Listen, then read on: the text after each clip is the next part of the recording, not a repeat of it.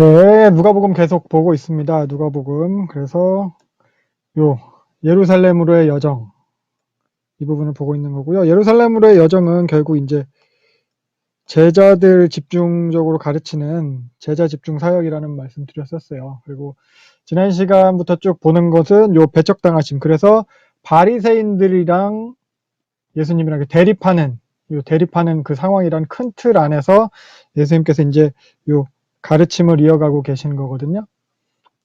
그래서 바리새인들은 이제 어떻게 보면 스스로 자격이 있다고 여기는 그 바리새인들과 그에 반해서 이제 예수님은 그 바리새인들이 이제 자격 없다고 여기는 그 죄인들이랑 어울리는 예수님이었던 거죠. 이런 대치의 상황 속에서 예수님이 이제 제자들에게 계속 가르치고 계신 거였어요. 그래서 지난 시간 내용을 보면은 처음에 이 부분은 바리새인에게 가르친 것이고 이 부분은 제자들에게 가르치고 그 다음에 또 바리새인에 대해서 가르치시고 그리고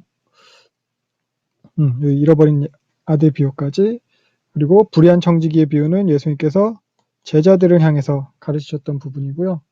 그리고 요 율법과 하나님 나라 그리고 거지 나사로 이야기는 또 바리새인들에 대해서 예수님이 가르치셨던 이야기입니다. 그래서 이어가는 패턴으로 보면 오늘은 이 부분은 이제 제자들에 대한 가르침이라는 것을 알 수 있어요. 그래서 결국 겸손하게 낮아져야 됨을 갖다가 가르치셨고 그리고 또 예수님 자신이 자격 없는 자들을 찾아가지고 구원하기 위해서 오셨다는 것을 보여주셨습니다. 그리고 사람들은 그 의롭다는 그 증거로서 재물, 자격 있음의 증거가 요 재물로 여겼었는데 예수님께서 이 재물이 결코 이제 조건이 되지 않음을 가르치셨어요. 그걸 보여주셨어요. 오히려 그러한 니네들이 생각하는 조건이 아니라 은혜로 구원받는다는 것. 그래서 오히려 니네들이 그러한 그 자격이나 보상으로 여겼던 그런 것을 버리고 나누는 것이 합당한 모습이다. 이렇게 가르치셨습니다. 그래서 오늘도 이런 흐름에서 이어지는 내용이에요. 요 하나님 나라와 그 백성된 모습에 대해서 가르치시는데 이런 하나님 나라에 합당한 모습. 그래서 오늘 메시지의 큰 틀은 뭐 이런 식으로 좀 겸손한, 간절한, 무능함, 뭐 감수함 이렇게 하는데 결국 자격 없음이에요. 자격 없음. 요 자격 없음이라는 큰 틀에서 오늘 본문들을 보도록 할게요. 자격 없는 자가 결국 받게 되는 거죠. 자격 없는 자가 받게 된다는 그 틀. 그래서 봤듯이 10장 1절부터 10절까지 가르치는 대상이 이제 제자들이에요, 제자들. 그래서 연약한 자 실족하지 않게 해라, 용서해라, 이게 마땅히 너희가 할 일이다, 이 정도의 메시지인데, 보면 1절, 실족하게 하는 일이 있기 마련이래요. 있기 마련이다. 실족하게 하는 일이 있기 마련이다. 근데 그렇게 하는 사람한테는 화가 있다. 여기서 실족하게 한다는 거는 뭐 예를 들면 뭐 낙심하게 한다, 상처 준다 이런 의미보다는 죄를 범하게 만든다는 의미예요. 죄를 짓도록 유혹하는 일, 시험 들게 하는 일 이런 거를 말하는 거예요.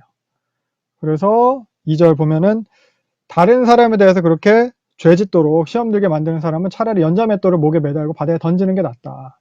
되게 무서운 말이잖아요. 그러니까 무슨 뭐 살인 청구 받은 조폭도 아니고 뭐 맷돌에다 묶어가지고 던진다. 그 연자맷돌은 아시겠지만 낙이나 소가 돌리는 맷돌을 말하는 거예요. 그래서 그림 잠깐 보시면 이런 거 아시죠? 요게 연자맷돌이잖아요. 요거 뭐 목에 매달면은 뭐 아무리 수영을 박태환이 와도 그냥 죽는 거예요. 그러니까 연자맷돌을 목에 매달고 바다에 던지는 게 낫다. 그러니까 그 정도로 조심하라는 거예요. 실제로 그렇게 너 나를 죄짓게 만들었으니까 뭐 매달고 죽고 이게 아니고 원리적인 말씀 하시는 거잖아요. 그 원리를 우리가 알아야 돼요. 다른 사람 시험 들게 하지 마라. 다른 사람 죄짓게 하지 마라. 이거예요. 그래서 이어서 3절부터는 용서에 대해서 말씀하십니다. 그래서 형제가 죄를 범하면 책망하고 회개하거든 용서해라. 요 일을 갖다가 정신 차리고 잘해라. 조심해라. 요 일이 전념해라. 몰두해라. 요거예요. 조심해라라고 된 요 말, 그 원어 자체가. 마음을 쏟아서 해야 되는 일이래요. 잘못한 사람을 책망하는 것, 그리고 용서하는 것. 이게 전념해서 해야 되는 일이에요. 특히 보면은 하루에 7번씩이라도 4절. 그렇게 용서하라는 거예요. 유대교에서는 보통 한 사람에 대해서 3번 용서해줬다 하면 그것에 대해서 되게 훌륭한 거고, 뭐 명예로운 거고 이렇게 여겼는데 여기 예수님이 7번씩이라도 용서해 주라고 하고 있어요. 그래서 요거에 사실 근데 이제 횟수를 딱 헤아렸다가 7번까지는 용서해 주고 8번째부터는 바로 이렇게 복수해도 되는 거냐 이런 게 아니라는 거죠. 몇 번이고 다 용서해 주라는 거잖아요. 사실 보면은 뭐 여기 보면 하루에 7번, 하루에 똑같은 사람이 나한테 똑같이 7번 죄를 짓는다는 게 되게 흔하게 있을 수 있는 일은 아니에요. 일부러 막 하지 않는 이상. 그래서 이 7이라는 숫자는 사실 이제 숫자 자체로 상징하는 게 있잖아요. 완전수 7이잖아요. 그러니까 무조건 다 용서해 주라는 거예요. 숫자 7번까지 뭐 이게 아니고. 그래서 이런 개념은 용서하는 것에 대해서 용서가 가해자가 잘못해서 가해자의 책임이 있는 거다. 가해자의 책임이 있다. 가해자의 책임이다. 이런 관점에서 피해자의 문제로 전환이라는 거예요. 가해자에게 뭐 문제가 있는 게 아니라 피해자의 책임이다, 이게. 그러니까 용서해야 되는 자가. 용서하는 자가 뭐 우월한 위치에서 그냥 내 기분에 따라서 베풀 권한을 가졌다, 이런 게 아니고, 당연히 해야 하는 그 용서를 안 해주는 것이 문제다, 이런 식이에요. 그러니까 옳은 내가 저주라는 거예요. 내가 올바른데 내가 저주라는 거예요. 내가 맞는데 내가 그러면서 내가 맞지만 내가 죽으라는 거예요. 그런 대접을 받으라는 거예요. 자격 있는 내가 오히려 그렇게 자격 없는 자와 같이 되라는 거. 이렇게 말씀하시니까 제자들이 반응을 하는 거죠. 다시 한 번만 해주세요. 잘 못 알아듣겠어요. 그 네. 부분은. 용서를, 무조건적인 용서를 하라고 지금 말씀하시는 거잖아요. 무조건적인 용서예요. 그래서 그러니까 일반적으로 생각할 때 잘못한 놈이 잘못한 건데 용서하지 않는 사람이 문제인 것처럼 되는 거예요. 간단하게 설명을 하자면. 그래서 용서하는 사람의 입장에서 내가 높은 위치에서 내 기분에 따라 혹은 내 기준에 따라 너는 용서해 줄 만하니까 용서해 줄게, 이게 아니고 무조건 용서를 해주라는 거죠. 그러니까 용서를 안 해주는 사람이 문제인 식인 거예요. 넌 용서를 왜 안 해주냐? 올바른 네가 용서해 줘야 되는 거니까. 넌 잘못이 없잖아요. 잘못이 없지만 올바른 네가 저주라는 거예요. 올바른 네가 죽으라는 거예요. 올바른 네가 그런 낮은 그런 대접을 받으라는 거예요. 오히려 자격 있는 네가 자격 없는 자와 같이 되라, 이거예요. 그래서 오늘 알겠습니다. 전체 큰 메시지의 틀이 자격 없음이라는 말씀드렸죠. 자격 없는 자가 오히려 받게 되는 거. 그거예요. 그래서 알겠습니다. 어려운 일이잖아요, 이게. 쉬운 일이 아니잖아요. 그러니까 5절에 제자들이 이렇게 반응을 하는 거예요. 우리에게 믿음을 더하소서. 어떡하란 말입니까? 이런 거예요. 이런 식의 반응이에요. 너무 어렵습니다. 못하겠습니다. 우리 믿음의 분량이 그 정도는 안 됩니다. 못하겠습니다. 믿음을 더해주세요. 이렇게 얘기를 하는 거예요. 이렇게 얘기를 했더니 6절. 예수님의 표현은 이건 믿음은 그런 분량의 문제가 아니라는 거죠. 니네가 할 수 있고 없고는 믿음의 많고 적음에 달려있지 않다. 겨자씨만한 믿음이라고. 참 믿음이 있었다면 불가능하다고 여기는 그런 거 네가 다 했을 거다. 그대로 됐을 거다. 이런 식의 답변을 하시는 거예요. 하면 된다, 이런 식. 되게 옛날 그런 지나간 말인데. 그러니까 제자들이 여기서 더 해달라고 하는 믿음에 대해서 생각을 해보면은 제자들은 그거 못하겠는데 할 수 있도록 믿음을 달라는 거잖아요. 할 수 없는 것을 할 수 있도록 더 많은 믿음을 달라는 건데, 다른 말로 하면은 이게 그렇게 해도 괜찮아, 해도 되는 증거를 달라는 거예요. 해도 될 만한 어떤 보상을 어떻게 확보해 달라는 거예요. 그렇게 해야 되는 어떤 명분을 달라는 거예요. 이게 제자들이 더해 달라는 그 믿음의 의미예요. 그렇게 우리 상식으로는, 내가 가지고 있는 그런 개념으로는 도저히 못하겠는데 할 수 있도록 믿음을 더해 달라는, 이게 이거예요. 그러니까 믿음을 어떻게 보면 도구화한 거거든요. 근데 예수님께서는 그런 이제 뭐 조건이나 보상을 제시하는, 그래, 니네들 이렇게 하면 이런 거 더 줄 수 있어. 하나님 나라가 뭐 니네 것이 뭐 이런 식으로라도 그렇게 대답을 해주시는 게 아니잖아요. 할 수 없는 것을 행하는 것 자체로서의 믿음을 말하는 거거든요. 그래서 보면은 톰 라이트 같은 경우는 이 본문을 갖다 어떻게 설명을 하고 있냐면은, 하나님이 어떤 분이신지를 아는 것, 이렇게 얘기를 하더라고요. 예수님께서 제시하신 그 믿음에 대해서. 그러니까 말은 같은 믿음이에요. 제자들이 더해달라는 믿음과 예수님께서 말씀하신 겨자씨만한 믿음, 단어는 같은 믿음인데 그 의미가 제자들의 사용한 그 의미랑 예수님께서 말씀하신 그 의미랑 서로 다른 거예요. 그러니까 조건과 보상에 대한 그런 믿음인가 아니면 하나님 자체에 대한 믿음인가. 요거. 그래서 이어서 바로 종의 교훈을 예수님께서 말씀하십니다. 그러니까 7절. 7절부터 보면 종에 대한 종은 그저 그냥 마땅히 하는 거예요. 니들이 말하는 그런 식의 믿음이 있어서 하는 게 아니에요. 그러니까 보상. 내가 뭐 감사 인사라도 받겠다. 뭐 이런 식의 믿음이 있는 게 아니죠. 마땅히 하는 거예요. 내가 이걸 하면은 어떤 큰 나에게 그런 이익이 뭐 주어지겠지 뭐 이런 게 아니죠. 이유가 있어서 하는 게 아니에요. 어떤 보상이나 대접을 기대해서 하는 게 아니고 명령을 받았기에 하는 거라는 거예요. 하나님의 뜻이기에 하는 거라는 거예요. 그래서 우리도 마찬가지. 우리가 뭐 헌신하고 뭐 교회 뭐 봉사하고 이렇게 했다고 하나님은 우리한테 빚진 자 취급해서는 안 되는 거예요. 내가 이렇게 했으니까. 그러니까 예수님께서 말씀하신 건 여기서 신자된 성도된 책임을 말씀하시는 거예요. 그러니까 믿음의 분량의 문제가 아니고 은혜에 대한 마땅한 반응으로서의 하나님에 대한 순종을 말씀하시는 거예요. 그래서 무익한 종의 태도로 여기 무익한 종이라 마땅히 할 걸 한 거다. 이런 종의 태도로 7번이라도 용서해라 이거예요. 어떤 보상이나 자신의 권리 이런 거 찾지 말고 용서해라는 거예요. 실족해 하지 말라는 거예요. 이게 당연히 할 것을 한 거다. 이게 믿음이다. 그래서 내용이 실족하게 하지 마라. 잘못한 사람은 권면하고 용서하기에 몰두하고 전념해라. 몇 번이고 다 용서해라. 보상이나 명분을 바라지 말고 마땅히 할 일이니까 순종해라. 이게 믿음이다. 이렇게 본문을 통해서 제자들에게 말씀하고 계십니다. 이어서 11절부터 19절까지가 이제 나병 환자들을 깨끗하게 하신 내용이거든요. 11절 보면은 예루살렘으로 가시는 길임을 보여주고 있어요. 예수님이 지금 갈릴리에서 사역하시고 예루살렘으로 내려가시는 거죠. 여기가 갈릴리 지방이에요. 그리고 여기가 예루살렘이에요.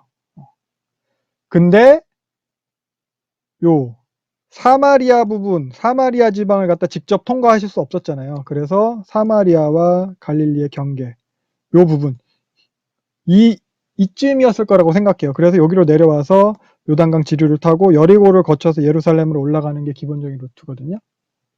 그래서 이렇게 사마리아 사람들이 못 지나가게 해서 외곽으로 돌아서 이렇게 가시는 중이에요.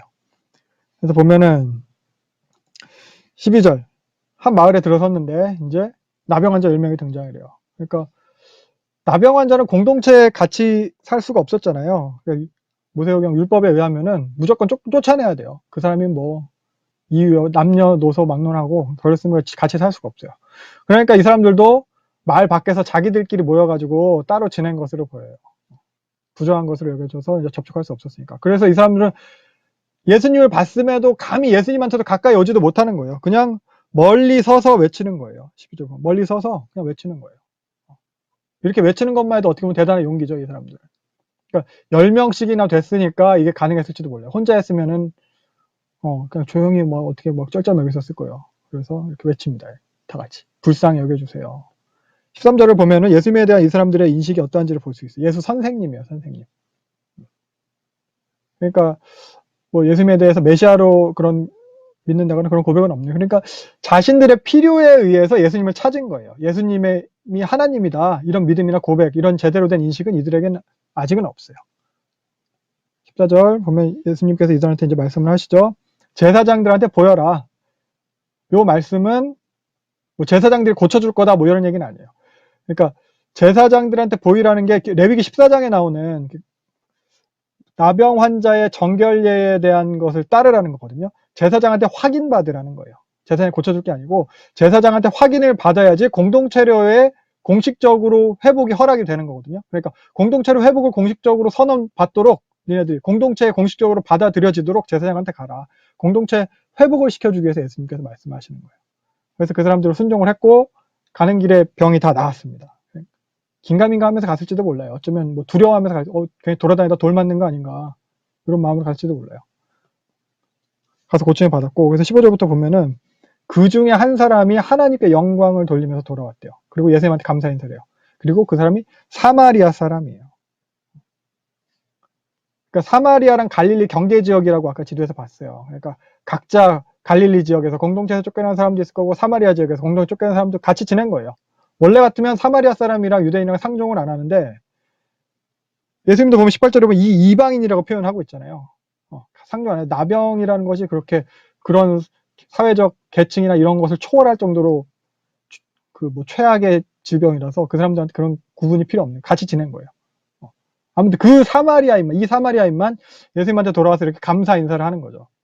그래서 예수님도 보면은 18절 자신에게 감사 인사하러 돌아온 것에 대해서 하나님께 영광을 돌리러 돌아왔다 이렇게 표현하고 계세요. 다른 9명은 안 왔어요. 그러니까 다른 9명은 이런 감사 인사보다도 다른 것이 더 중요했다는 거죠. 어떻게 보면 자기가 이제 나았다는 그 사실에만 더 집중했을지도 모르고 가족들도 빨리 만나고 싶었을지도 모르고 그동안 못 해봤던 거 하고 싶었던 걸 해야 될지도 모르고 어쩌면 예수님이 좀 문제시 되는 사람일 수 있으니까 저 사람한테 괜히 엮였다는 소문 나기 싫었던 걸지도 모르고 그러니까 그 사람들도 어떻게 보면은 은혜를 경험했거든요. 체험하고 뭐 능력을 갖다 경험한 거거든요. 근데 뭐 로마서에서 바울이 말했듯이 그렇게 하나님을 경험했음에도 감사하지도 않고 오히려 이제 자기들 길을 찾아서 간 거죠. 그러니까 아무리 능력을 경험해도 하나님이랑 예수님이랑 상관없는 자들인 거예요. 정말 자신들의 필요에 의해서 이용하는 거죠. 그래서 돌아온 요 사마리아인에 대해서는 예수님께서 너의 믿음이 너를 구원하였다 이렇게 말씀하십니다. 그러니까 이 사마리아인은 제사장한테 몸을 보이러 가는 길에 예수님에 대한 인식이 바뀌었던 것 같아요. 처음엔 예수 선생님이었어요. 근데 예수 선생에서 예수님이 이분이 하나님이 이분이 메시아구나 이런 식의 인식이 있었어요. 그러하기에 하나님께 영광을 돌린 거죠. 그리고 그냥 간 게 아니고 예수님한테 온 거예요. 예수님이 하나님이 그런 인식이 있으니까. 그 예수님도 그에 대해서 하나님께 영광을 돌리러 왔다 이런 식으로 표현하고 있는 겁니다. 그래서 이 사마리아인만 믿음이 너를 구원하였다라는 말씀을 듣게 되는 거예요. 믿음이 너를 구원하였다. 19절. 시제가 완료형이에요. 이미 구원받았다는 거예요. 이미. 여기 오기 전에 너 이미 구원받았어. 그런 고백이 있었던 그 시점에서. 그래서 지금 현재 구원받은 상태에 있다는 거예요. 이것을 예수님께서 확인시켜 주는 거예요. 지금 왔으니까 지금 구원받았다가 아니라 돌아오기 전부터 이미 그런 태도, 그런 믿음을 가진 순간부터. 그래서 보면 가장 부정한 부류가 이제 나병 환자였거든요. 그리고 또 가장 천한 사람으로 취급받은 사마리아인, 가장 자격 없는 존재였어요. 근데 이렇게 가장 낮은 자로서 또한 이렇게 그가 겸손하게 행했기 때문에 그가 구원을 받았습니다. 겸손하게 자신을 낮출 수 있었기 때문에 먼저 불쌍히 여겨달라고 예수님한테 외칠 수 있었고, 그리고 자신의 그러한 천한, 낮은 그런 처지가 어떠했는지를 자기가 인정했기 때문에, 인정할 수 있었기 때문에, 인정하는 사람이었기 때문에 다시 돌아와서 감사할 수 있게 되는 거죠. 마땅히 받을 만하지 못한 걸 자기가 받을 만하지 못한 자격 없는 사람이었는데 그런 것을 받았으니까. 그래서 자신의 그런 죄인됨을 인정할 때 또 받은 은혜에 대해서 감사할 수 있고 용서를 받을 수 있는 거고 받아서 그걸 또 누릴 수 있게 되는 것 같아요. 그러면서 또 하나는 관계에 대해서 생각해 볼 수 있을 것 같아요. 감사는 그 관계를 갖다 보여주는 것 같아요. 똑같이 능력을 받고 똑같이 그렇게 나왔지만 9명은 예수님이랑 관계 없는 사람이 되었거든요. 그냥 필요에 따라서 이용하는 그런 수준인 거고, 근데 이 사마리아 사람은 그 수준을 넘어서 예수님이랑 그런 인격적인 관계로 들어오게 되는 거죠. 이 관계가 또 중요한 것 같습니다. 그래서 20절부터 쭉 이어서 37절까지는 인자의 날, 하나님 나라 이것에 대한 건데, 20절 보면은 바리새인들이 이제 물어보는 거죠. 하나님 나라가 언제 나타나게 되냐. 이 사람들도 이제 궁금한 거예요. 예수님이 그렇게 사역하고 다니고 뭐 하나님 나라에 대해서 얘기하고 다니고.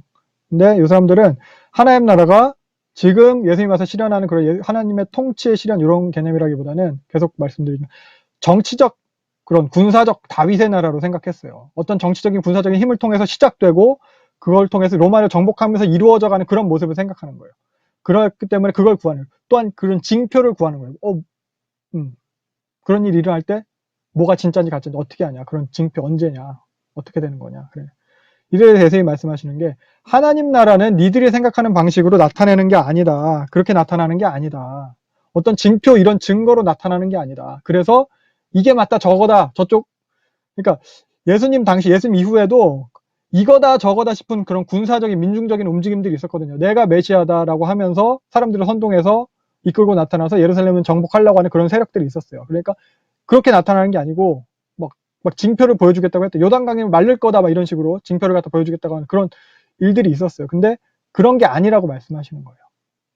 그러면서 하나님 나라는 21절 너희 안에 있다. 지금 너희 가운데 있다는 거예요. 너희 가운데 안에가 어몽 이런 뜻이에요. 그러니까 너희한테 가까이 있는 거예요. 지금 이미 시작된 현재적인 그 하나님 나라를 말씀하시는 거예요. 하나님의 통치의 실현, 바로 그 예수님 자신에 대해서 말씀하시는 거죠. 예수님이 하나님 나라예요. 그러니까 니네들 그들이 생각하는 방식은 아니에요. 그래서 이어서 그 예수님의 그 재림의 날에 대해서 말씀하십니다.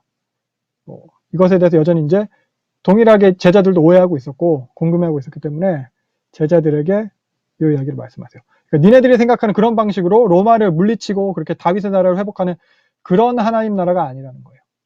예수님으로 인한 하나님 나라라는 거예요. 그래서 예수님이 다시 오시는 재림의 날에 대해서 이야기하시는 거예요. 니들이 생각하는 방식은 아니다. 내가 다시 오는 날은 이럴 거다. 그래서 22절 보면 여기 인자의 날, 이게 이제 예수님 재림의 날에 대한 거고요. 근데 니네는 보지 못할 거다. 그러니까 23절 괜히 사람들 말에 현혹되지 마라. 얘기를 하는 거예요. 그러면 사람들이 여기 저 사람 같아. 여기서 이런 일이 있는 것 같아 라고 하지만 그게 아니고 재림 때는 24절 누구나 다 볼 수 있고 누구나 다 알 수 있게 온다는 거예요. 번개를 갖다서 번쩍이는 걸 뭐 가린다고 숨길 수 없듯이 그래서 계시록에도 보면은 누구나 다 볼 수 있게 예수님 오실 거라고. 물론 이거 다니엘서의 표현을 갖다가 사도 요한이 차용해서 쓰고 있는 건데 결국 누구나 다 볼 수 있게 알 수 있게 예수님께서 오실 거다. 그 날 인자의 날이 임할 거다라는 걸 말씀하시는 겁니다. 그러니까 우리도 막 현혹될 필요 없어요. 막 뭐 신천지든 뭐 어디든.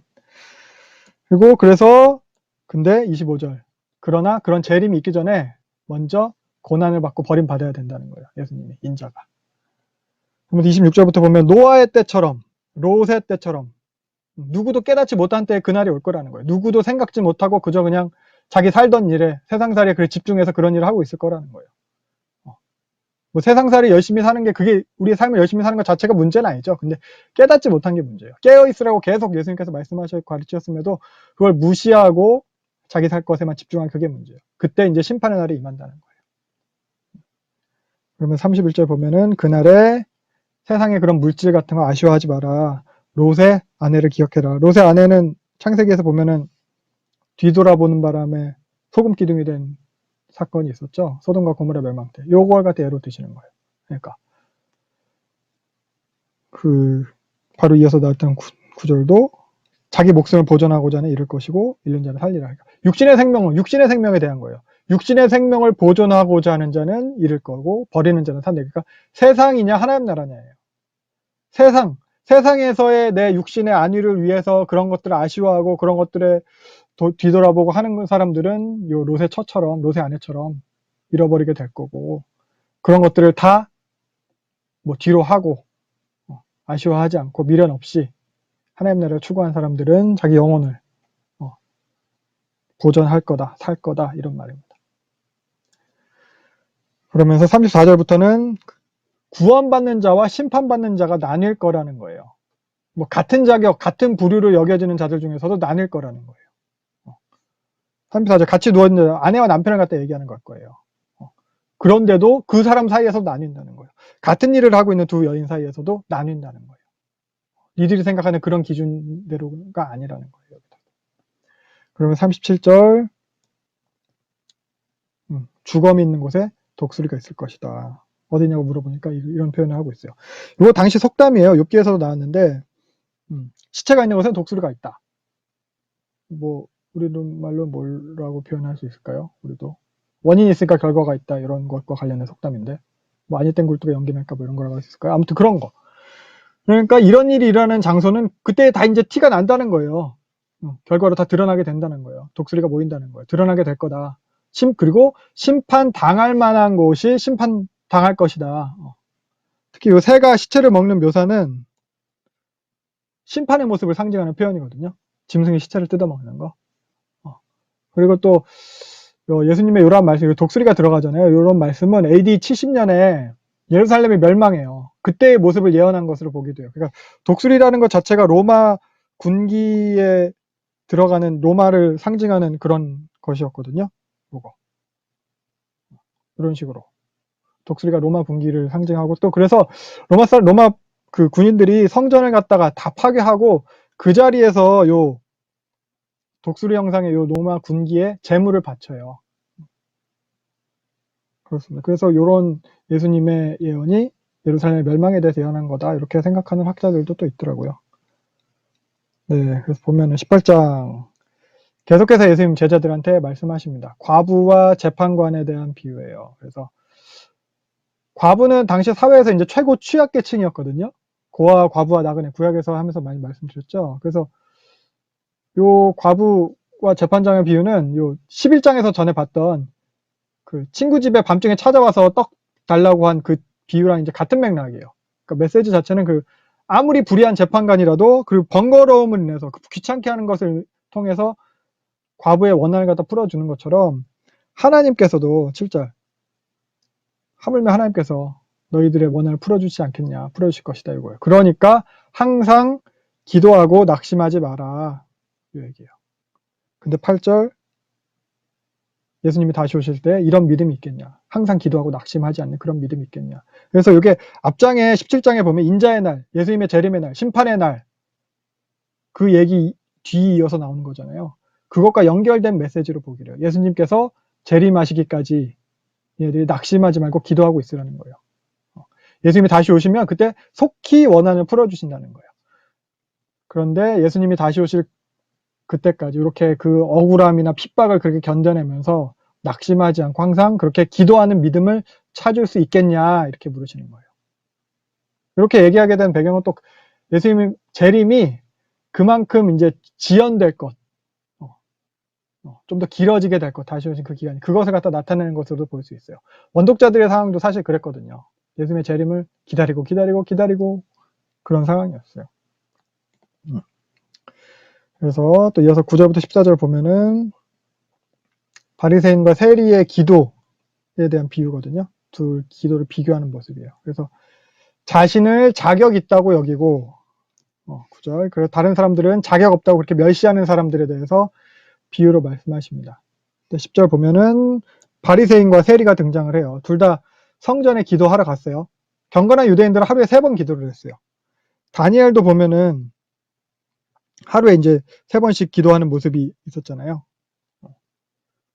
그리고 또 사도행전에도 보면은 기도하러 성전에 올라가는 모습들, 기도하는 모습들이 또 나타납니다. 그래서 2장 15절은 때가 제3시니 유대인들이 3시, 6시, 9시에 기도를 했어요. 그러니까 오순절 성령 강림 있고 나서 사람들이 이 사람들 술 취한 거 아니었는데 지금 3시다 기도하는 시간이다 라는 얘기를 하는 거예요. 그리고 베드로 요한이 이제 그 성전에서 그 구걸하는 이제 일어서지 못하는 거지 고치는 사건이 요 9시에 있었던 걸 기도하러 올라가는 길이었던 거고, 그리고 베드로도 요 6시에 기도하고, 그래서 우리 시각으로 하면은 오전 9시, 낮 정오 12시, 오후 3시 요때가 이제 공동적으로 기도하는 시간이에요. 그래서 그때 다 같이 기도를 했고 또 개인적으로도 편한 시간대에 성전에 가서 기도를 하기도 했습니다. 성전 보면은 유대인들은 성전의 그 안에 성전 안뜰에서 기도를 했거든요. 잠깐 보면은 이게 이제 예루살렘 모습이죠. 확대를 해서 보면은 여기가 성전이잖아요. 성전 안쪽들 여기가 여인의 뜰이에요. 이 부분이. 그리고 이 부분이 유대인 남자의 뜰이에요. 지붕이 있어요. 계단이 있고 이쪽. 여기서 이제 많이 기도를 하는 거죠. 이 안쪽에서. 근데 이방인들은 요 안에 들어올 수 없어요. 요 성전 바깥쪽 넓은 쪽 여기 이방인의 뜰 여기서 이제 기도. 아마 세리도 여기까지 못 들어왔을 거예요. 여기 이방인의 뜰에서 기도했을 거예요. 그래서 여기서 바리새인과 그 세리가 요 성전에서 기도를 하는 건데 당시에 의인으로 대표되는 사람이 이제 바리새인이죠. 그리고 죄인으로 대표되는 사람이 요 세리예요. 세리는 뭐 당시에 뭐 허가낸 도둑이다 뭐 이렇게 별명을 붙일 정도로 남자 중에서 최고의 죄인은 세리 이랬잖아요. 그러니까 성전도 못 들어가고 회당도 못 들어가고 그런 유대인 취급을 안 해줬어요. 같이 밥도 안 먹고 길도 같이 안 다녀요. 그래서 뭐 법정 같은 데서 뭐 증인으로 출석할 자격도 주지 않아서 사람 취급을 진짜 안 한 거예요. 그리고 성전에 내는 헌금도 받지 않았어요. 세리에도는. 그 정도예요. 그 바리새인과 세리요. 그래서 바리새인의 기도 내용을 보면은 바리새인이 얼마나 훌륭한 사람인지 이걸 보면 알 수 있어요. 다른 사람을 속여서 뺏지도 않았고, 악을 행하거나, 간음을 행하거나, 이렇게 세리와 같지도 않았다, 이렇게 얘기를 하고 있어요. 그러면서 일주일에 2번씩 금식했대요. 11조도 막 드리고, 막 계속 꼬박꼬박 잘 드리고. 그래서 일주일에 2번 금식이, 일주일에 화목 이렇게 금식 이런 식이 아니라, 당시에 경건한 사람들은 월요일이랑 화요일, 연속 이틀을 갖다가 물도 먹지 않고 꼬박 금식을 하거든요. 요걸 얘기하는 거예요. 그러니까 자기 그만큼 경건하다. 그러니까 성도로서 어떻게 보면 모범적인 모습이라고 할 수 있을 거예요. 근데 기도 내용이 요걸 기도라고 하고 있어요. 보면은 감사하나이다 이렇게 하는 거 보니까 감사 기도인 것 같긴 한데, 이 바리새인 기도 내용 보면 하나님께 감사하는 것 같지는 않아요. 하나님한테 받은 은혜 이런 것에 감사하기보다는 자기를 다 드러내고 있는 기도인 거예요. 거기 보면은 저쪽에서 기도하고 있는 그 세리를 갖다 비난하고 있어요. 세리를 비난해서 자기를 더욱 드러내고 있는 거예요. 세리는 자격이 없고 나는 자격이 있다, 이 얘기예요. 13절 보면, 이에 비해서 세리의 기도를 보면은, 세리는 안으로 들어오지도 못하죠. 그리고 멀리 서가지고 하늘을 올려다볼 그런 엄두도 못 내고 그냥 가슴을 치면서 기도하는 거예요. 나는 죄인입니다. 불쌍히 여기소서. 원어적으로 보면은 화내지 마옵소서 이런 거예요. 분노하지 말고 부디 진정해 주세요 이런 정도의 의미예요. 그러니까 화목제랑 같은 어원이라고 해요. 이게 그러니까 화평케 되는 거. 그러니까 분노하지 말고 부디 진정해 주세요 이런 정도. 그러니까 자신의 자격 없음으로 인해서 하나님 앞에 아무것도 내세울 것이 없는 그런 자신의 모습으로 인해서 하나님 앞에서 전적으로 무능한 자신을 인정하는 거예요. 그러면서 자비를 구하고 있는 거예요. 그러니까 하나님 앞에서 자신의 자격을 내세우던 그런 바리새인이랑 완전히 반대되는, 대비되는 모습이에요.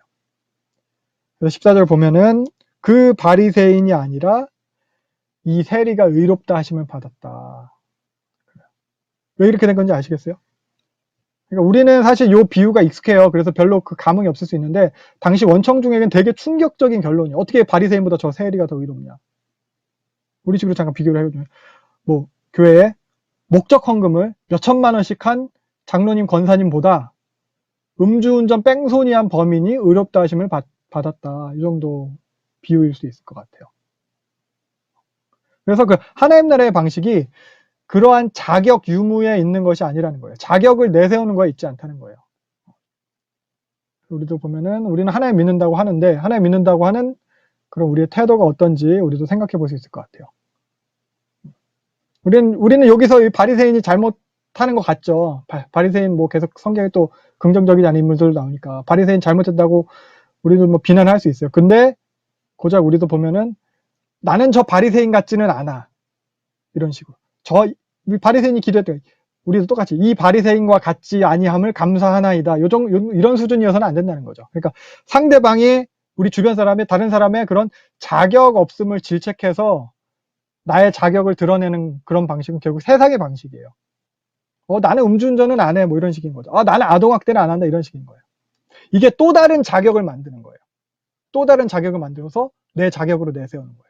그래서 지난 시간에 봤던 그 잃어버린 아들들 비유를 한번 생각해 보시면은, 둘째 아들 보세요. 겸손하게 자신을 낮추고 돌아오면 그뿐이에요. 내가 자격이 있다는 게 아니고 자신의 자격이 아니라 그저 그냥 아버지의 자비를, 하나님의 자비를 의지하는 거거든요. 이게 올바른 거라는 거예요. 나의 어떠함이 아니라 하나님의 어떠하심을 의지하는 거. 내 자격을 의지하는 게 아니라 하나님의 어떠하심. 그래서 세상의 방식은 계속 나에게 결국 개인에게 그 자격을 갖추라는 거거든요. 자격을 갖추라는 게 세상의 방식인데, 하나님 나라의 방식은 내가 자격 없는 자와 같이 되는 것에 있어요. 내 자격 없음을 인정하고 이런 자격 없는 나를 받아주신 은혜 감사하는 것. 그래서 나 또한 다른 자격 없는 자들을 용서하고 받아주는 것. 이게 하나님 나라의 방식이에요. 그래서 자기를 높이는 자는 낮아지고, 14절 자기를 낮추는 자는 높아질 것이다. 이렇게 말씀하시는 거예요. 그러니까 요 앞장에서 본 자기 목숨을 보존하고자 하는 잃을 것이요 잃는 자는 살 것이다. 이렇게 하신 말씀이랑 같이 생각해 볼 수 있을 거예요. 자기를 높이는 자, 자기 목숨을 보존하고자 하는 자, 요거잖아요. 결국 세상의 것을 추구하는 거예요. 이게 세상의 기준. 이것과 자기를 낮추는 자, 그리고 잃는 자, 이게 세상의 것을 버리는 자, 세상의 기준대로 하지 않는 자라고 생각할 수 있을 거예요. 세상의 것이라면, 세상의 기준이라고 하면 내 육신의 목숨 뭐 이런 거 생각할 수 있겠지만 내 몸의 편안함, 육신의 안정감 있는 삶 이런 거가 되겠죠. 그런 걸 자격으로 여기는 세상의 그런 방식, 인정받는 모습, 자신의 영광 이런 거 추구하지 말라는 거예요. 이게 세리의 비유를 통해서 말씀하시면 그래서 요 세리랑 요 앞에 나타난 요 과부랑 공통점이 있어요. 바로 앞에 그 불의한 재판관의 간청에서 과부랑 공통점이 간절함, 이 둘에게는 간절함이 있었고 낮아짐, 그런 겸손함이 있었어요. 그리고 스스로 할 수 없음, 이걸 인정하는 사람이었어요. 그러니까 자격 없다는 걸 인정하는 거죠. 이게 세리와 과부의 공통점이에요. 그래서 15절부터 이어서 17절에는 어린아이를 축복하는 장면인데 이게 방금 말한 그 간절함, 낮아짐, 겸손함, 스스로 할 수 없음, 자격 없음 이게 어린아이의 특징이기도 한 거거든요. 세리와 과부가 그랬던 것처럼 어린아이도 그 낮은 자는 거, 어린아이도 그런 거예요. 가진 게 없고 스스로 할 수 없는 존재라는 거예요. 이러한 자격 없음이 이 어린아이들의 특징이에요. 15절 보면은 제자들은 이런 자격 없어 보이는 이런 어린 아기들 데려오는 걸 보고 꾸짖는 거죠. 그들이 보기에는 이런 아무런 뭐 사회적 지위도 없고 이런 어린아이들한테 우리 예수님이 시간 쓰는 게 이제 쓸데없는 짓, 하찮은 짓으로 보이는 거예요. 근데 16절 보면 예수님께서는 하나님 나라가 이런 자의 것이다 이렇게 말씀하세요. 그러니까 어린아이는 그런 자격이 없는 스스로 이제 뭐 할 수 있는 게 없는 그런 거기 때문에 뭐 주어지는 것에 대해서 뭐 따지지 않고 계산하지 않고 기꺼이 받아들인다는 거예요. 겸손하게 선물에 대해서 의심 없이 딴 마음 없이 순수하게 체면 따지지 않고 손익 계산하고 내가 이걸 받으면은 내가 가진 거 어떤 걸 희생해야 되지 않을까? 가진 것 자체가 없기 때문에 희생을 생각하지 않을까? 받는 거예요. 이렇게 하나님 나라를 받고 받아들여야 된다는 거예요. 계산하지 않고. 바로 이어서 이제 이런 어린 아이랑 대비되는 사람이 등장하죠. 18절부터 30절 부유한 관리예요. 유대인 관리가 등장해요. 유대인 관리라고 하는 거 보니까 아마 사내들인 회원이었을 거예요. 유대인 최고 의결기관 사내들. 그러니까 사람들에게 존경받는 그런 사회적 지위가 있는 사람이에요. 그가 예수님께 와서 이렇게 영생에 대해서 물어봅니다. 예수님에 대해서는 선한 선생이라고 부르고 있어요. 선한 선생. 그러니까 예수님이 하나님 외에는 선한 이가 없다. 이거예요. 이런 식으로 표현하신 것은 예수님에 대해서 선한 선생님이잖아요. 선생님이란 표현은 사람에 대한 거예요. 사람에 대해서 선하다고 표현한 거예요. 그것에 대해서 예수님께서 깨부쳐 주신 거예요. 인간은 선할 수 없다. 예수님은 선하신 게 맞죠. 근데 이 사람의 인식 자체가 예수님을 어떤 랍비로 생각하고 근데 랍비에 대해서 선하다고 하고 그래서 그런 것에 대해서 예수님께서 그 인식을 깨뜨리면서 이 관리에 대해서 말하는 거예요. 인간은 선할 수가 없다. 이게 바탕에 깔려 있는 거고 그래서 뒤에 내용 이어서 보겠지만 계명을 다 지킨 너도 그렇다. 이게 들어있는 거예요. 그래서 이어서 보면은 20절 예수께서 말씀하시죠. 영생을 얻으려면은 계명 잘 지켜라. 전에 그 선한 사마리아인 비유에서도 보면은 랍비가 와가지고 예수님한테 질문했잖아요. 그때도 예수님께서 이런 식의 답변을 하셨었거든요. 10장 26절 28절 보면은 율법에 뭐라고 써있냐? 네가 그거 알지 않냐? 그러니까 그거 가서 그대로 해라. 여기서도 같은 맥락으로 계명을 다 지키라고 말씀하시는 거예요. 하나님 사랑, 이웃 사랑이죠. 그러면서 20절 보면은 계명을 안 하니 간음하지 말라, 살인하지 말라, 도둑질하지 말라, 거짓말. 10계명에 나타난 계명이잖아요. 것들이잖아요. 10계명. 근데 여기 그 부유한 관리의 이야기가 마태복음, 마가복음, 누가복음에 다 나오는데 마태복음과 마가복음이랑 누가복음은 요 계명에 대해서 언급하는 순서가 또 살짝 달라요. 마태복음과 마가복음은 살인하지 말라, 간음하지 말라 요 순서대로 요게 사실 10계명 순서잖아요. 살인하지 말라, 간음하지 말라. 근데 누가복음은 간음하지 말라가 제일 먼저 나와요. 요거 갖다가 또 이제 누가가 여성 인권을 보다 이제 중요하게 여기는 그런 사람이라서 여자에게 관심이 많은 사람이라서 이렇게 또 썼다 이렇게 이야기하기도 하더라고요. 그렇습니다. 아무튼 그래서 이렇게 예수님께서 이 관리한테 계명을 갖다 제시했더니 21절 보면은 어려서부터 이거 다 지켰습니다. 예, 예수님께서 22절 말씀을 이제 더해서 하십니다. 너에게 있는 것을 팔아서 가난한 사람한테 나눠줘라. 그럼 하늘에 보호가 있을 거다. 그리고 나를 따라라. 그러니까 20절에서 그 말씀하신 계명들 보면은 10계명의 5계명부터 9계명까지 내용이에요. 10번째 계명이 빠져 있어요. 10번째 계명이 탐심에 대한 거잖아요. 이웃을 가서 탐내지 말라잖아요. 그러니까 예수님께서 이 10번째 계명의 실천을 말씀하시는 건데 탐심, 단순히 이웃의 것을 탐내는 것, 탐내지 말라의 이 수동적인, 소극적이잖아요. 뭐 하지 마라. 이것 수준이 아니라 적극적으로 탐내는 게 아니라 네 거 나눠줘라. 적극적인 하나님 사랑, 이웃 사랑을 그걸 실천하라고 요구하시는 거예요. 금지, 하지 말라 명령에서 해라, 행해라 요 명령으로. 그래서 결국 예수님께서 요거 갖다 말씀하신 게 이제 탐심에 대한 계명을 가지고 말씀하시는 건데, 그걸 가지고 결국 구제해라. 그리고 따르라. 나를 따라라 이거예요. 그래서 구제에 대한 건 이제 이웃 사랑에 대한 거죠. 그리고 나를 따라라는 건 하나님 사랑에 대한 거예요. 그래서 탐심에 대한 요 계명, 요 탐심과 관련된 계명을 통해서 율법 정신을 실현할 것을 갖다가 요구하시는 거예요. 그래서 보면은 골로새서도 보면 요 탐심 자체를 갖다 바울은 우상숭배라고 하고 있습니다. 그래서 사실 십계명의 10번째 계명은 십계명의 첫 번째 계명이랑 연결이 돼요. 관련이 있어요. 첫 번째 계명이 사실 또 십계명의 모든 10가지 계명을 다 포함하고 있는 계명이거든요. 나 외에 다른 신을 섬기지 마라. 이 10번째 계명도 그래서 마찬가지예요. 탐내지 않는 거. 다 포함하고 있어요. 아무튼 그래서 23절 보면은 그 사람이 큰 부자래요. 가진 게 많아요. 자격이 많이 갖추어진 거죠. 앞에 나온 그 어린아이랑 다른 거예요. 어린아이 꾸짖었던 그 어린아이, 자격 없는 어린아이 다른 거예요. 가진 게 많아요. 그걸 포기 못 하는 거예요. 근심하며 돌아갔어요. 가진 게 많아서 버릴 수가 없어서. 그러니까 예수님께서 말씀하신 버리는 자가 얻는 거예요. 목숨을 버리는 자, 스스로 그 낮은 지경에 처하는 자가 높아지게 되고 생명을 얻는다는 거예요.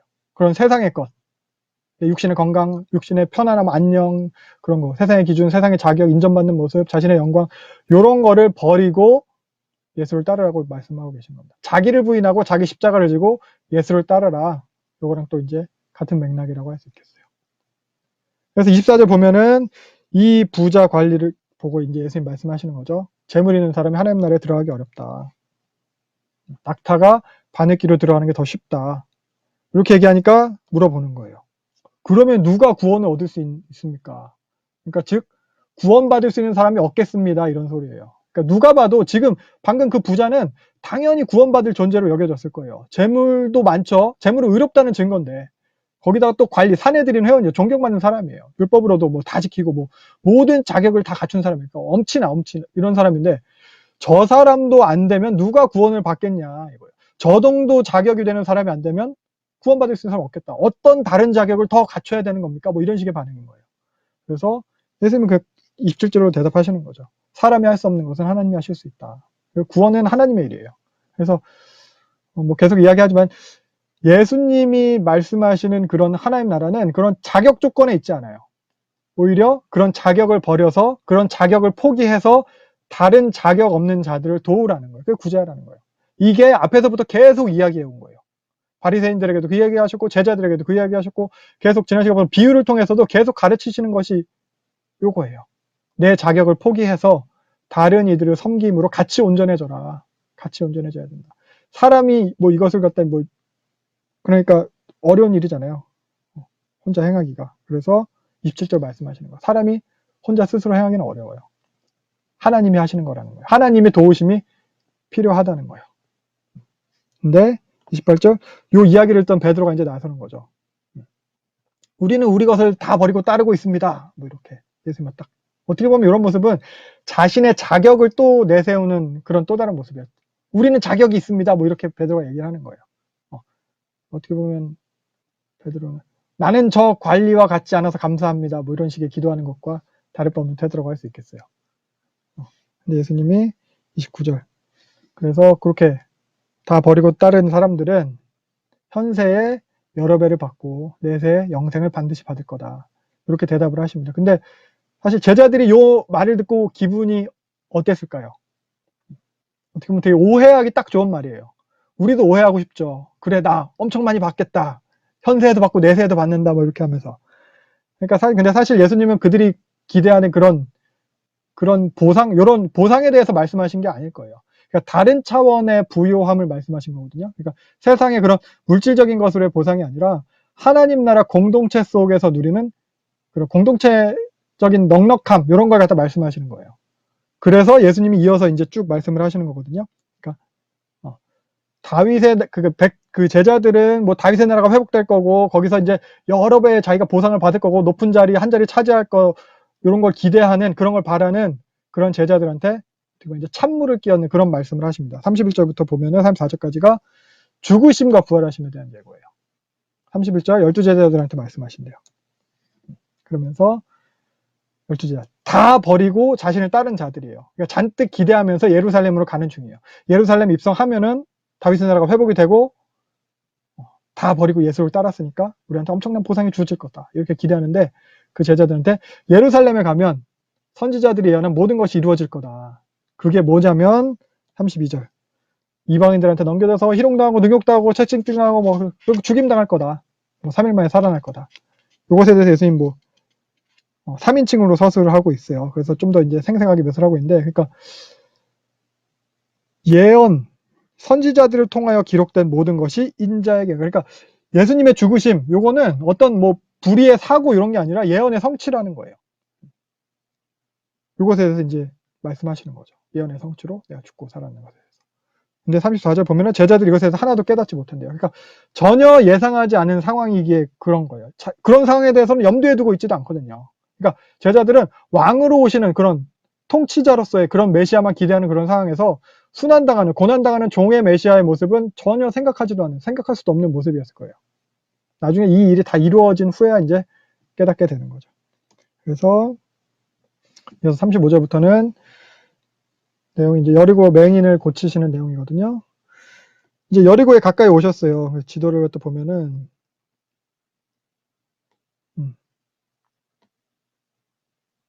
여리고죠. 여기 예루살렘이에요. 한 36km 정도 그 정도 거리예요. 그러니까 이제 뭐 맘만 먹으면은 뭐 반나절이면 가는 거리예요. 그래서 이제 예루살렘까지 여정이잖아요. 그 마무리되는 시점이에요. 제자들 집중 사역이라고 해서 예루살렘까지 여정을 그 제자 집중 사역이 마무리되는 시점이에요. 제자들이 그동안 참 얼마나 변했을지. 그래서 요 여리고에서 맹인 한 사람이 등장을 합니다. 마가복음에는 요 맹인의 이름을 바디메오라고 밝히고 있어요. 누가는 그냥 맹인이라고만 이렇게 표현하고 있거든요. 그러니까 맹인이라는 거에 보다 집중하고 있는 거예요. 구걸해서 먹고 살 수밖에 없는 그런 장애인이라는 것. 그런 장애의 상태, 그런 뭐 비천한 상태를 부각시키려는 것 같아요. 그래서 여리고인데 장소가 당시에 여리고는 그 헤롯 별궁이 위치했어요. 그래서 부유한 도시 중에 하나고 그리고 예루살렘 순례를 위해서는 반드시 뭐 지나가야 되는 그런 도시 중에 하나예요. 그 유동인구가 많은 거죠. 유동인구가 많다는 건 구걸하기 그만큼 좋은 동네예요. 그리고 또 예루살렘 순례객이다 보니까 하나님한테 예배하러 가는데 관대한 거예요. 먹고 살기만 했을 거예요. 그래서 이 맹인이 이제 구걸을 하다가 소리를 들었죠. 36절. 또 때로 몰려가니까 이거 한몫 챙길 수 있는 것 같기도 하고 대목인가 보다 하고 이제 물어보는 게 무슨 일이냐 그랬더니 30절 예수님께서 지나가신다고 하니까 이 말을 듣고 크게 막 소리쳐서 부르는 거예요. 사람들은 또 막 꾸짖어서 조용히 하라고 하죠. 근데 더 크게 소리 질러요. 내용을 보면 다윗의 자손 예수여 나를 불쌍해. 다윗의 자손. 그러니까 이 맹인은 예수님을 다윗의 자손으로 인식하고 있는 거예요. 뭐 소문을 들었겠죠. 그러면서 자기가 어느 정도 마음에 뭐 확신 이런 게 있었는 것 같아요. 그러니까 다윗의 자손이라는 것 자체가 약속된 메시아를 뜻하는 표현이잖아요. 그러니까 구원자라는 거예요. 이 맹인은 그래서 예수님에 대해서 이런 메시아라는 구원자라는 믿음이 있는 그래서 계속 외치는 거예요. 자신의 그런 믿음을 표현하는 거죠. 그러니까 그리고 보면은 여기 예수님께서는 예루살렘으로 가는 길이셨잖아요. 그러니까 여리고에 계속 머무르는 게 아니고 지나가시는 중이기 때문에 이 맹인의 입장에서 또 언제 그런 기회가 있을지 모르는 거죠. 그래서 그만큼 간절하게 부르는 거예요. 사람들이 많이 지나가니까 뭐 대목을 맞이해서 한몫 챙기는 것보다 더 중요한 게 이 맹인한테 있었어요. 그 맹인은 어떻게 보면 눈이 안 보이는데 자신의 그런 신체적 결함, 뭐 신체적 한계 이런 걸까지 때문에 포기하지 않은 거예요. 그러니까 자기가 할 수 있는 한도 내에서 할 수 있는 대로 적극적으로 이렇게 예수님을 만나기를 원하는 거거든요. 그랬더니 사람들은 꾸짖는 거죠. 39절. 너 같은 게 어딜 감히 이렇게 소란 피우냐. 예수님 행차하시는데. 너는 자격이 없다. 뭐 이런 거예요. 우리는 너랑 너는 상관이 없다. 우리는 너처럼 자격 없는 부류랑은 다르다. 이 얘기예요. 이런 식의 태도가 예수님이랑 같이 있는 사람들한테 있는 거예요. 그저 그냥 귀찮고 하찮은 그런 구걸하는 장애인인 거예요. 이 사람들은 예수를 앞서 수행하는 자들, 예수님 따르면서 앞서 수행하는 자들인데, 근데 뭐 하나님 나라가 어떤 건지도 모르고 뭐 예수님의 뜻도 알지 못한 채로 그냥 같이 있는 거예요. 앞서서 그 어린아이들 데려오는 것을 그런 꾸짖었던 그런 제자들의 모습이랑 같아요. 성가시고 쓸데없다는 거죠. 여전히 깨닫지 못하고 있어요. 그래서 더 크게 소리 질러. 39절. 더 크게 소리 질렀다는 표현이 여기 악을 쓰며 죽을 듯이 소리 질렀다는 거예요. 절박함, 뭐 짐승의 소리를 냈다, 뭐 이렇게 번역을 할 수도 있어요. 그만큼 간절함을 알 수 있어요. 요걸 보고 예수님께서는 믿음이라고 말씀하세요. 42절. 그러니까 어쩌면 요 앞서서 예수님께서 18장 8절에서 본 인자가 올 때 세상에서 믿음을 보겠느냐. 요 믿음이 이런 모습일 수 있어요. 낙심하지 않고 끝까지 핍박하고 꾸짖음을 당해도 기도하는 그런 믿음. 그래서 이런 모습을 통해서 42절 네 믿음이 너를 구원하였다. 내 믿음이 너를 구원하였다라는 표현이 누가복음에서 여러 번 나옵니다. 그래서 7장에서 나왔던 거는 죄인이었던 여인이죠. 예수님 발을 씻었던 여인. 믿음이 너를 구원하였다. 그리고 8장에 나온 건 혈류병 여인이죠. 뒤로 몰래 와서 예수님 옷깃을 맞았던 따라 내 믿음이 너를 구원하였다. 그리고 17장에 나타난 그 깨끗함 받은 사마리아 나병 환자 믿음이 너를 구원하였다. 그리고 여기 본 맹인 믿음이 너를 구원하였네. 그래서 공통점이 있어요. 이 네 사람에 간절함이 있었고 이 사람들은 겸손했어요. 스스로가 자격이 없다는 것을 인정하는 사람이었어요. 그래서 그 다른 사람들이 그런 핍박이나 그런 뭐 홀대하는 것 이런 걸 갖다 감수하는 사람이었어요. 이런 공통점이 있어요. 이 사람들. 결국 이 사람도 이제 예수님께서 구원받았다 그리고 선포를 하시고 43절 보면은 곧 보게 돼서 하나님한테 영광을 돌리면서 예수님을 따르게 됩니다. 이어지는 내용은 19장 1절부터 10절까지가 세리장 삭교에 대한 되게 유명한 내용이죠. 이거는 주일학교 때부터 하도 많이 들어서. 그래서 보면은 1절 장소는 여리고예요. 이제는 바디메오는 여리고성 밖에서 고치셨다면은 이제는 여리고성 안에서 일어난 사건이에요. 그래서 여기도 보면은 여리고로 들어가는데 지나가시더라 이런 표현이 있어요. 여기 예루살렘 목적이 예루살렘에 있으면 강조하는 표현이라고 할 수 있겠어요. 그러면서 2절 보면은 이제 그 유명한 삭개오가 등장을 합니다. 여리고는 아까 지도에서 봤듯이 이제 요단강 변에 국경에 위치한 도시거든요. 그러니까 세관이 있었어요. 물품에 대해서 장사하는 것들에 대해서 계속 다 관세를 매겨야 됐기 때문에 세관이 있었고 요 삭개오가 여리고에서 그 세금을 관리하는 세리장인 거예요. 거기다가 또 부자예요. 세리장이면 세리 중에서 최고로 나쁜 놈이죠. 당연히 사람들한테 미움을 받았을 거예요. 근데 요 삭개오라는 이름의 이름 뜻은 청결한 사람이라는 뜻이에요. 순결한 사람. 되게 아이러니한 이름이에요. 이런 삭개오가 예수님을 보고 싶어 했습니다. 어쩌면은 세리 마태의 소문을 들었을지도 몰라요. 자기랑 같은 세리 출신인데 예수님 제자가 된 그 마태에 대한 소문. 그래서 예수님 보고 싶어 해서 나가봤더니 근데 삭개오도 이제 신체적인 한계가 있어요. 신체적인 결함이 있었죠. 키가 작았어요. 근데 삭개오는 그런 신체적인 조건의 그런 불리함을 가지고 이제 포기하지 않았던 거죠. 앞에 맹인 바디메오처럼 할 수 있는 대로 적극적으로 예수님을 보기 원하는 거예요. 그래서 돌 무화과 나무 위에 올라갔대요. 나무에 올라갔대요. 지금도 사실 쉽지 않은 거죠. 안 보이는 거 한다고 나무 위에 올라가는 거. 이러한 삭개오에 대해서 예수님이 반응하십니다. 5절 보면은 그래서 예수님 어쩌면은 삭개오한테 좀 위험하니까 빨리 내려와라 이렇게 떨어질 것을 걱정하셨는지도 모르겠어요. 체구도 작은데 그러다 다친다 빨리 내려와라 이렇게 내가 오늘 니네 집에 묵어 갈 테니까 위험한 짓 하지 말고 내려와 이렇게. 그래서 6절 보면 삭개오도 급하게 내려와가지고 즐거워하면서 영접합니다. 이것에 대해서 사람들은 또 수군거리는 거죠. 저가 죄인의 집에 들어갔다. 그러니까 예수님이 죄인이랑 어울린다고 이게 불평하는 거예요. 이제껏 바리새인들이 그랬죠. 바리새인들이 예수님이 뭐만 하면은 저 죄인이랑 먹고 마시고 그런 것만 좋아한다고 이렇게 예수님에 대해서 바리새인들이 보여주는 그런 형태인데 이거를 이제 일반 사람들까지도 그렇게 하는 거예요. 무사람은 이제 모든 사람이란 뜻이에요. 에브리의 뜻이에요. 이게 모든 사람이 다. 그러니까 당시 대부분 사람들의 의식이 이 정도 수준인 거예요. 죄인이니까 자격이 없다고 여기는 거. 자격과 조건으로 너와 나 PR을 갖다 구분하는 거예요. 이런 것은 또한 이제 상대방의 자격 없음으로 인해서 나의 존재를 갖다 증명하려고 하는 거거든요. 쟤는 없고 나는 있다.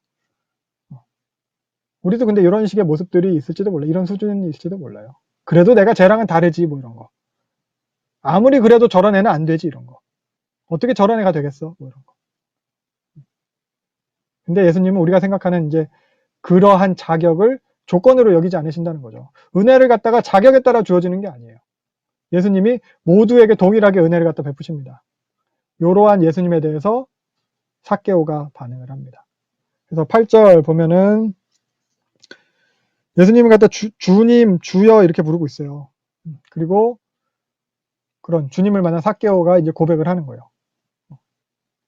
자신의 이제 소유로 가난한 자들을 구제하겠다. 그리고 속여 빼앗은 것에 대해서는 내갑절로 갚겠다. 요거 내갑절로 갚는다는 것은 이제 결국 율법대로 행하는 거거든요. 속여서 뺏은 것에 대해서 4배로 갚는 거. 사무엘하 12장 6절 요 이야기는 이제 다윗이 한 말이죠. 다윗에게 나단 선지자가 와가지고 비유로 얘기한 거잖아요. 양 한 마리 누가 뺏어가지고, 가난한 집에 양 한 마리 뺏어가지고 부자가 자기가 뺏어다가 자기 손님 대접했습니다. 요거, 다윗이 밧세바 범했을 때 나단 선지자가 가서 이 말을 한 거잖아요. 그때 다윗이 그거 보고, 뺏었으니까 4배나 갚아야 된다. 이 얘기 한 거잖아요. 그게 당신입니다. 나단이. 요 얘기예요. 이게 결국 다 율법의 근거에서 이렇게 얘기를 하는 거예요. 그러니까 삭개오도 자기가 그 율법에 나온 대로 속여서 빼앗은 것이 있으면 이렇게 갚겠습니다. 이렇게 얘기를 하는 거예요. 그러니까 삭개오의 이런 모습은 결국 삭개오가 회개하고 있는 모습이에요. 회개 합당한 열매를 맺어라. 세례요한이 처음에 얘기했던 것처럼 세리들도 부과된 거에는 거두지 마라. 이렇게 정직하게 행하는 이런 모습. 그러니까 회개 합당한 열매를 맺는 모습이 삭개오에게 나타나고 있는 거죠.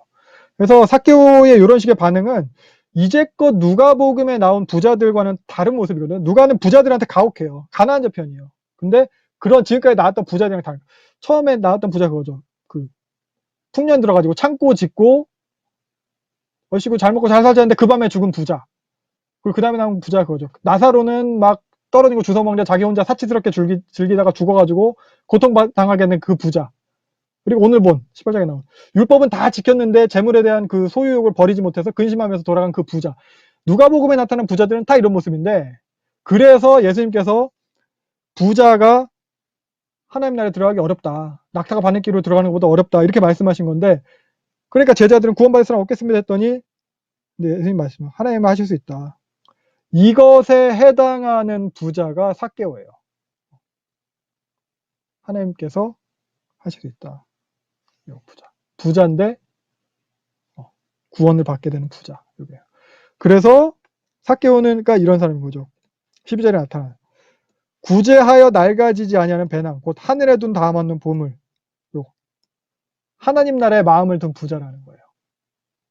삭개오의 모습이 이거예요. 그래서 예수님이 삭개오에게 9절 말씀하십니다. 오늘 구원이 이 집에 이르렀다. 이 사람도 아브라함의 자손이다.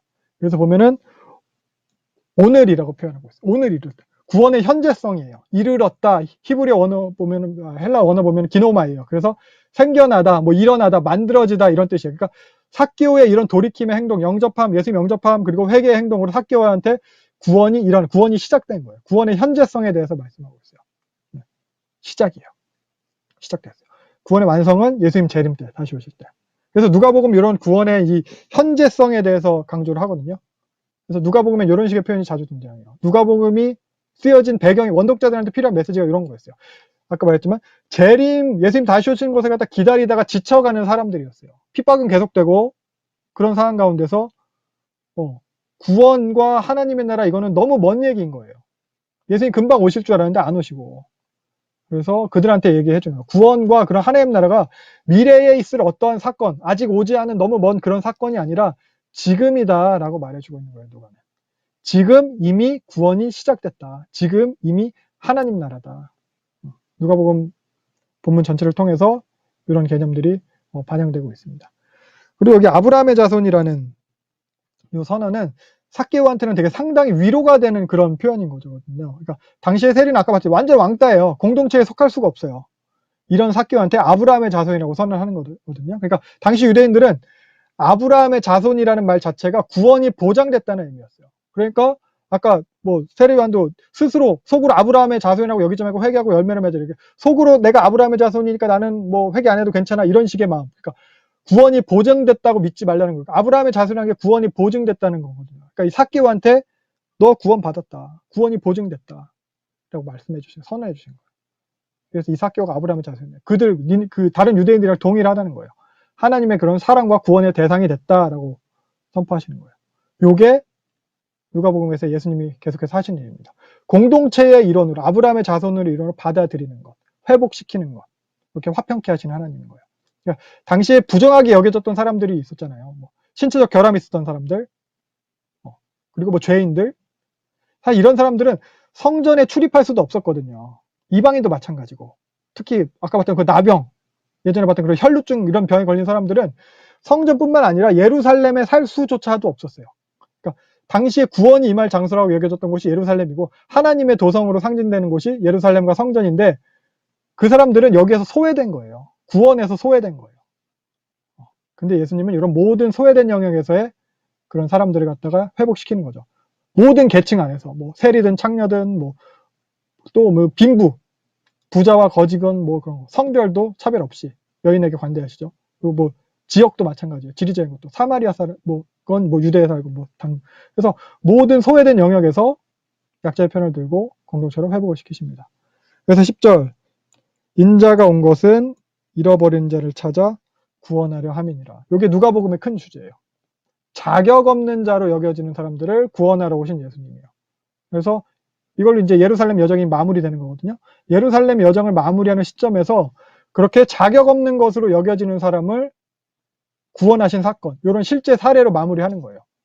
이 두 사건, 여리고의 맹인과 삭개오를 갖다 구원하시는 사건. 다 여리고에서 일어난 사건이죠. 그래서 둘 다 맹인과 삭개오 세리잖아요. 둘 다 이제 사람들한테, 모든 사람들한테 자격 없는 사람으로 여겨진 거예요. 근데 예수님은 그들을 찾으셨고 그들이 이제 구원받은 거예요. 두 사람의 이제 공통점을 생각해보면 삭개오랑 맹인은 보면 그 간절함 이런 게 있었던 것 같아요. 겸손함 이런 게 있어요. 둘 다 신체적인 한계가 있었고 사회적인 한계가 있었어요. 그럼에도 포기하지 않고 그것을 감수하고 할 수 있는 대로 예수님을 갖다 이제 간절히 바랬던 거죠. 그들에게 예수님이 찾아가셨고 이제 구원이 선언되게 됩니다. 그래서 교회도 이런 다른 사람들을 대하는 데 있어서 우리가 어떤 태도를 모습을 가져야 될지 생각해 봐야 될 것 같아요. 예수님 믿는다고 하면서도 우리는 보면은 뭐 또 다른 자격이나 또 다른 조건을 만들어서 교회 안에서도 사람들한테 기준으로 제시하고 있는지도 몰라요. 그리고 그 기준에 맞지 않는 사람들은 뭐 제자들이 막 그랬던 거 꾸짖고 막 이런지도 몰라요. 잘못하고 있다고 하도 뭐 자격 없다고. 근데 아니면은 어쩌면은 뭐 교회만의 방식도 아니고 그냥 세상의 방식 그대로를 교회에 가져와서 그냥 자격 여부를 따지고 있는지도 몰라요. 세상의 기준대로. 그러니까 어떤 뭐 사회적 약자, 우리 생각하면 노숙자라던가 어떤 장애인이라던가 아니면 정신적으로도 많이 아픈 사람들 있잖아요. 그런 사람들 혹은 뭐 크게 뭐 사업에 실패한 사람들이라던가 이런 소외된 사람들 이런 사람들에 대해서 교회가 제대로 뭐 품어주지 못하고 오히려 더 교회 와서는 그런 불행한 일에서 감추게 되고 그래서 우리 기준대로 그렇게 그런 사람들을 구분하고 있는지도 모르겠어요. 오늘 본문에 나타난 그런 어린아이들을 꾸짖고 맹인들을 꾸짖고 그렇게 수군거리는 사람들이 우리의 모습은 아닌지 돌아봐야 되겠습니다. 그래서 제자들도 계속 오해하고 있었잖아요. 우리도 이렇게 제자들처럼 오해하고 있는지도 몰라요. 예수님을 믿는다고 하면서도 다른 목적을 생각하고 있는 거죠. 뭐 동상이몽이죠. 제사보다는 뭐 잿밥에 관심이 있듯이 내게 돌아올 어떤 예수 믿는 걸 통해서 돌아올 보상이나 어떤 성공이나 내가 더 드러나는 것이나 나의 자격이 더 있다고 그걸 갖춰주는 거 이런 거. 근데 예수님이 오신 것은 잃어버린 자를 찾아 구원하려 하심입니다. 그래서 누가는 예수님의 예루살렘으로 여정을 이렇게 마무리하고 있어요. 이게 제자 집중사역 가르침의 핵심이에요. 잃어버린 자를 찾아와서 잃어버린 자와 같이 낮아지심으로 잃어버린 자를 구원하시는 거예요. 요게 이제 예수님께서 하신 일이고 우리 교회가 해야 하는 일이겠습니다. 오늘은 요 정도까지 하시면 될 것 같아요.